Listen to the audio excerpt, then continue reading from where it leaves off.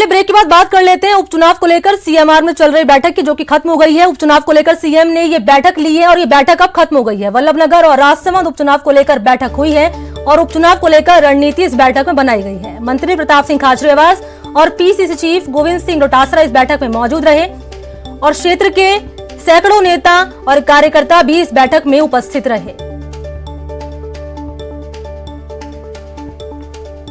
तो सीएमआर में बैठक चल रही थी जो कि खत्म हो गई है।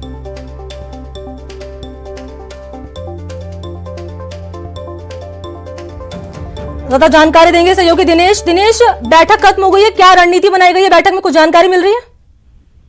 हाँ बिल्कुल, देखिए 4 सीटों पर प्रदेश में क्योंकि उपचुनाव होने हैं और कांग्रेस की रणनीति यही है कि किसी भी तरीके से चारों सीटों पर जीत हासिल की जाए और इसी के लिए मुख्यमंत्री लगातार सक्रिय नजर आ रहे हैं। आज 3 विधानसभा क्षेत्रों को लेकर बैठक सीएमआर में हुई है। पिछले दिनों जो है वो सुजानगढ़ को लेकर बैठक क्योंकि हो चुकी है, तो आज 3 अलग अलग, एक जो 4 बजे बैठक थी वो सहारा विधानसभा क्षेत्र को लेकर थी और उसके बाद 5 बजे जो है वो राजसमंद और वल्लभनगर जो सीट है उनको लेकर बैठक हुई है। मंत्र यही दिया गया है कि एकजुट होकर ही ये चुनाव हमें जीतना है। इसके साथ ही क्योंकि सरकार के जो कामकाज हैं वो आम लोगों तक पहुंचाए ताकि जनता में जो है वो सरकार के प्रति माहौल बने और जनता को ये समझाया जाए कि कड़ी से कड़ी अगर जुड़ेगी तो उनके क्षेत्र में विकास के काम ज्यादा तेज गति से होंगे।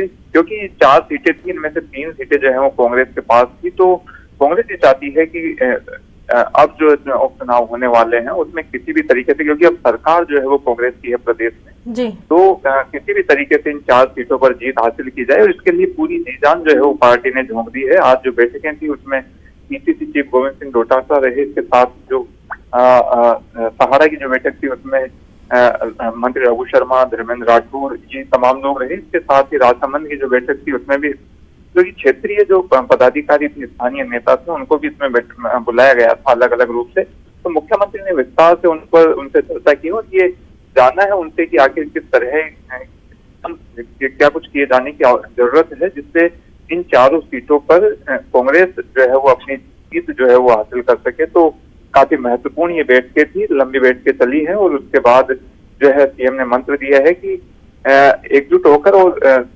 सरकार की योजनाओं को आम लोगों तक पहुंचाकर इन सीटों पर हमें जीत हासिल करनी है। जी ठीक है दिनेश, बहुत शुक्रिया आपका तमाम जानकारी के लिए।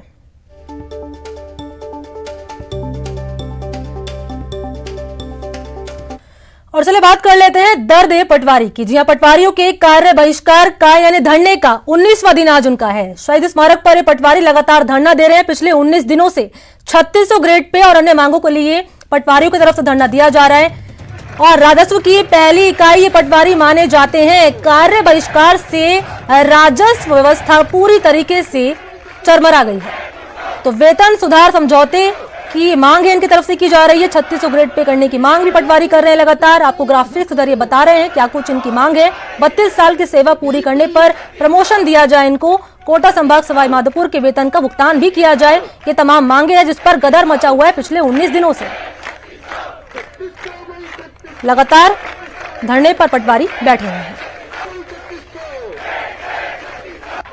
धरना लगातार जयपुर में जारी है। पिछले कई दिनों से लोग अपनी मांगों को लेकर धरना दे रहे हैं। इन्हें उम्मीद थी कि बजट में शायद इनके मांग को मान लिया जाएगा। 3600 ग्रेड पे की मांग को लेकर ये कर्मचारी लगातार धरना दे रहे हैं। पटवारी और महिला पटवारी पीछे नहीं है, बड़ी संख्या में महिला पटवारी भी जो है धरना स्थल पर यहाँ पे मौजूद है। तस्वीर के माध्यम से देख सकते हैं कि कितना जोश पटवारी में है। पिछले कई दिनों से इनका धरना चल रहा है लेकिन उसके बावजूद भी ये पटवारी अभी तक पीछे नहीं हटे हैं। पुलिस ने सख्ती भी की थी लेकिन फिर भी लोग नहीं माने और अब आगे किस तरह से पटवारी काम करने वाले हैं तो बात करने के लिए पटवारियों के जो सेक्रेटरी है, सचिव है, उनसे हम बात कर लेते हैं कि क्या कुछ उनका कहना है। सर, पिछले कई दिनों से आप धरना दे रहे हैं, कब तक ये धरना चलेगा? जब तक सरकार हमारी बात नहीं मान लेती, जब तक ये अनवरत धरना जारी रहेगा, जब तक सरकार हमारी बात। और चलिए बात कर लेते हैं एक और बड़ी खबर की। बड़ी खबर मिल रही है हमें जोधपुर से, जहां पर सलमान से जुड़ी अपील पर सुनवाई पर रोक लगा दी गई है। जिला एवं सत्र न्यायालय में लंबित अपीलों की सुनवाई पर रोक लगा दी गई है। सलमान के ट्रांसफर पिटीशन पर सुनवाई करते हुए कोर्ट ने यह बड़ा फैसला लिया है और रोक लगा दी है। हाईकोर्ट जस्टिस मनोज गर्ग की कोर्ट ने रोक लगाई है। इस अपील पर आगामी 10 मार्च को मामले में शुरू होनी थी बहस। और कांकरी हिरण शिकार मामले में सलमान की अपील, आर्म्स एक्ट मामले में राज्य सरकार की अपील पल्लम बीती। तो ये तमाम ऐसी अपील है जिस पर रोक लगा दी है कोर्ट ने।